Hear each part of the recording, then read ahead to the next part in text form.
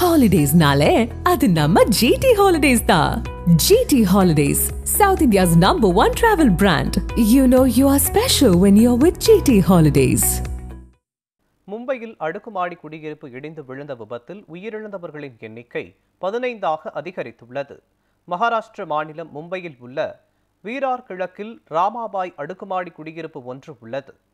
இந்த குடியிருப்பின் ஒரு பகுதி இடிந்து விபத்திற்குள்ளானது.